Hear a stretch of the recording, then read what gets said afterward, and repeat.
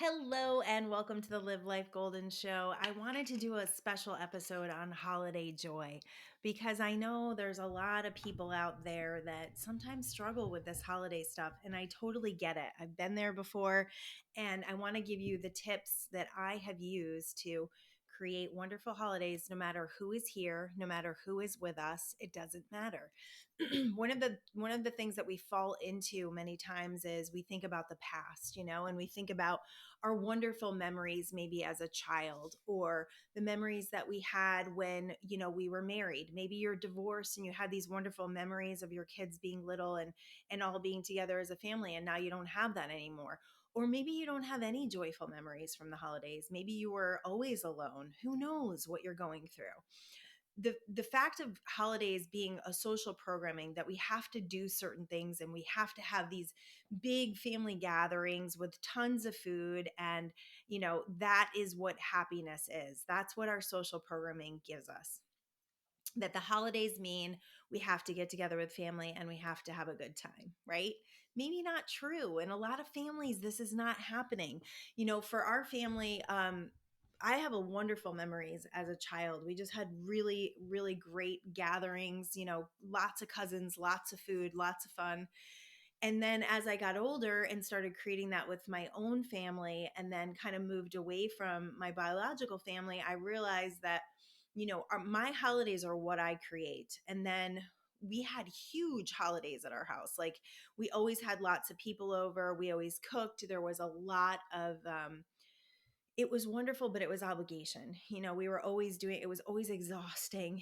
We would always take the day after Christmas off. That was PJ day, and we would do nothing because we were so tired. So now that we're in California and we're not with family, it's very different. It's very different, especially when my older daughter can't be part of our holiday experience. It's challenging. And there have been holidays here that I have been completely miserable. The first year that we were here, or maybe, yeah, it was the first year we were here, we thought, oh, what a great idea. We'll have the girls, our older girls. So we had one in Arizona, one in Connecticut, and then the two little ones with us. We were living in an apartment at the time. We'll have them come early, and that way it won't be so expensive for the flights, because the flights can be really expensive during the holidays. So we did like a pre-Christmas Christmas, and then on Christmas, oh, so sad, like so sad, because they were already gone and it was already over. So we made a decision at that point. We didn't care how expensive the flights were, that we were going to spend Christmas together. So that has been really helpful. If, as long as I'm with my girls, I'm usually good. But if there's people missing, which this Thanksgiving there will definitely be people missing.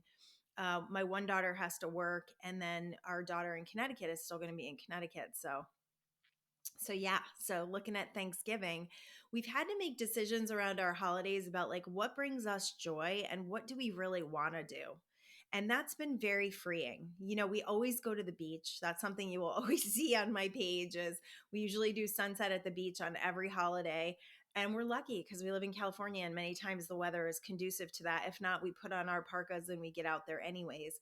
So the beach, that's helpful. We love doing that, but it's asking yourself like, okay, I have a day where, maybe you're not working. Let's say you're not working. And I have a day that is basically an excuse not to work, right? I can do whatever I want on this day and I can create it how I want.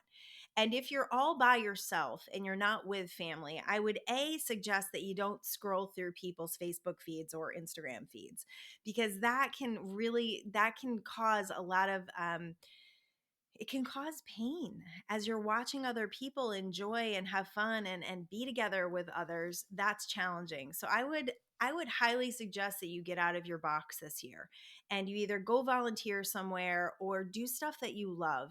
Go for a hike. We're actually going for a hike tomorrow morning as a family. We're going to go for a hike. Not all of our family members, but that's okay. I'm making a turkey, but it's a real small turkey, and I'm actually okay with that I don't have to do this grand huge turkey and have all these leftovers and be overwhelmed by turkey. I refuse to be overwhelmed by turkey. So I've got a small turkey and it's cute, and I'm excited to cook it and to enjoy it with the people that I'm with, to be super present to the people that I'm with. So the sadness that comes on holidays is often grieving. It's grieving for what was. It doesn't serve you. You're dragging the past with you. Or it's just being sad that the holidays aren't a certain way that you want them to be. And I would say to that, if there's any level of that in your life or any sadness in your life for what you're experiencing now, I would challenge you to say, how can I start experiencing that? How can I open myself to people? How can I open myself to friends? How can I meet people? Because being alone on the holidays, as much as you can allow yourself, give yourself permission to be sad, there's plenty of things that you can do to find the joy in it. There's plenty of things you can do. you know um, Christmas for us, it's really it's lost a lot of its like social programming and what we have to do. I always felt like I had to have a lot of presents for my kids, and as they get older, it's like it's not the same. It's not the same. They don't really want what I would buy for them. So I've gotten creative. There's like a couple of things that I always get for them. One is PJs. We always do the family PJ thing, which I love, and everyone else could probably be okay if that went away, but it's, I love it. I think it's special when we all do that.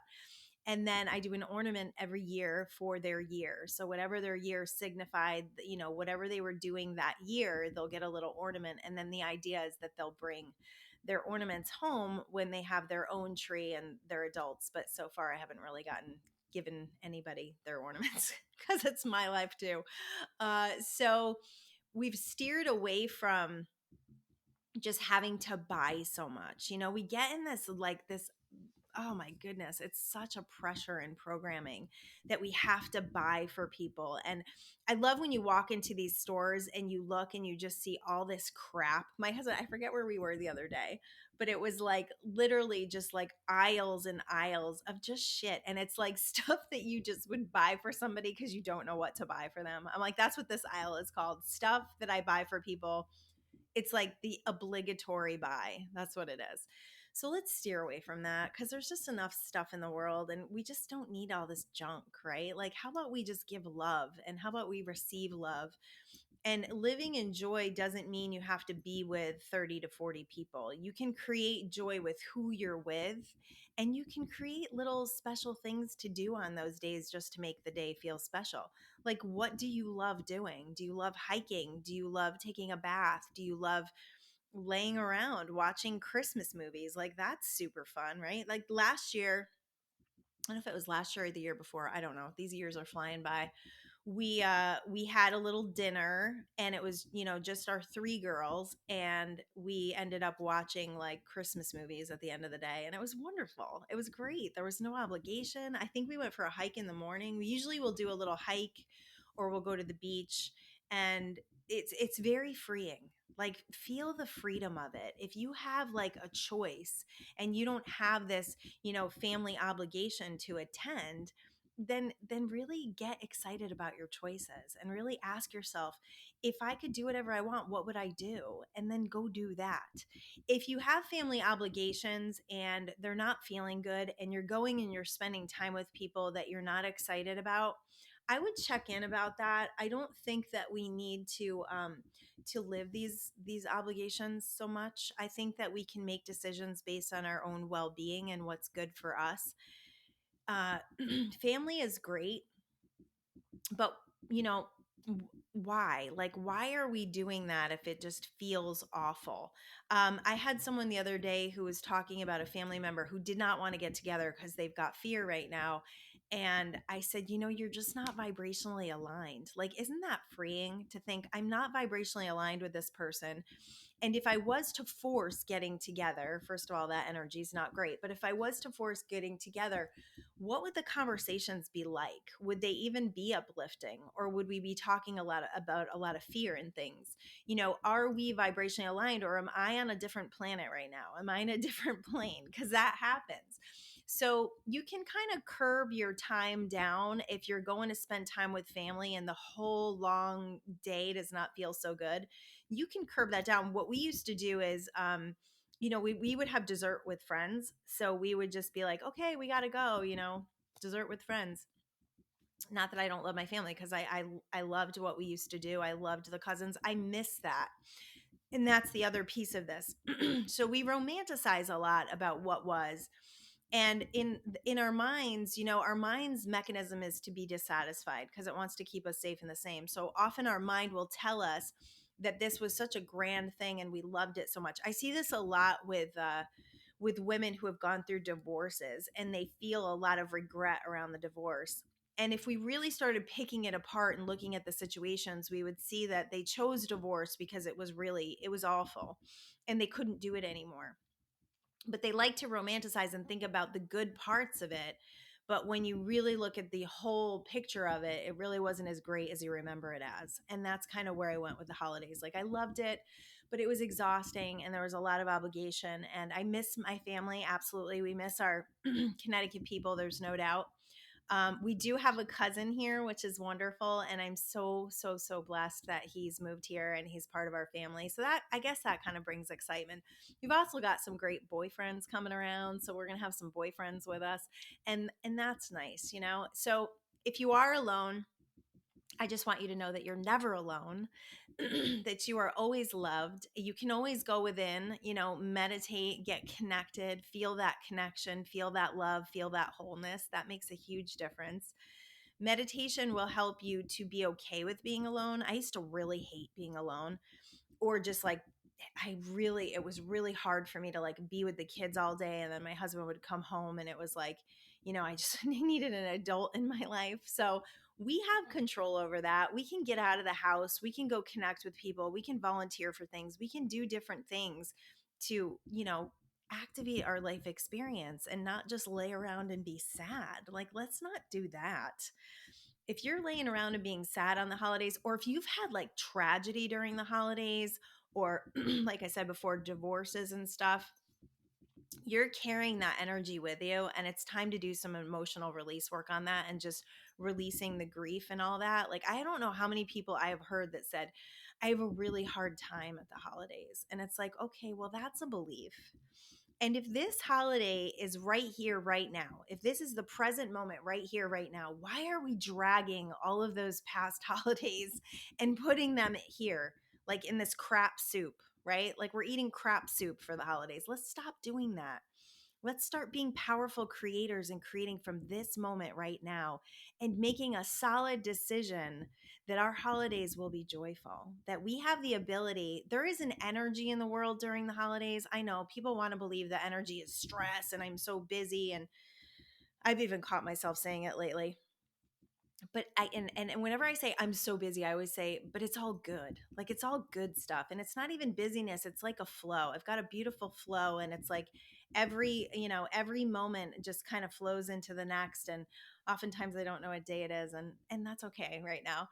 But when it comes to this energy around the holidays, it's joy, it's giving, it's receiving, it's love. And if we set those intentions, if we set those decisions for what we want to experience in this holiday season, it's going to be so much better. I promise you. I've had to make really solid decisions. And actually, I've had to kind of put like a zero tolerance policy on being miserable and needing things to be different.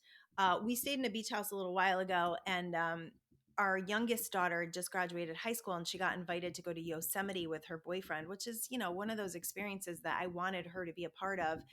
And, you know, it sucked that it fell on the same week, but whatever. I got over that. And I just decided, like, through that vacation, every time I caught myself going, she should be here, I thought, everything is perfect. Everything is as it should be. Nothing needs to ruin this moment. I don't need anything different than this moment right now. And when you get in that part of your life, when you get to that kind of flow in your life, then everything starts to surprise and delight you because you're in a different frequency. You're in that frequency of love and appreciation and gratitude. So life can show you more of that, right? It's the signal that you're beaming out. You're sending out signals. Are you going to send out signals for sadness and loneliness and grief, or are you going to send out signals for holiday joy and love and peace and freedom? Like whatever you want to do this year, you can do it. And I know oftentimes we don't believe that because we're like, well, I've got family and they want me to be there. Well, then how can you bring your most joyful self? How can you be cheerful during this holiday season? I'll give you one tip that works really well with family members. You sit down before you go, and this could be like tonight and maybe even tomorrow morning. you write down a list of everyone's positive aspects, especially those people that are like real triggers for you. You look for and write down every single thing you love about them. And it may be a stretch, but really work towards it. Because the more things you write down, the more you're going to activate that frequency, and then you're going to attract that from them. You're actually going to create that with them because you're training your vibration to all the good things about them. How cool is that? I'd love to hear your experiments in doing that and how it turns out for you. I do it with my kids a lot, and it works really well because we often like to think about what we don't like about people or what we would fix about them. And if we could tune into what we love about them, man, life is so much better. So I wish you all a beautiful holiday season. Let's activate peace. Let's activate joy. Let's be the creators that we are, these powerful creators that have the ability to put out energy, to send out a signal, to take control over how you feel so that you can conduct and you can create and you can actually experience life at a whole new level. I love you guys. Peace.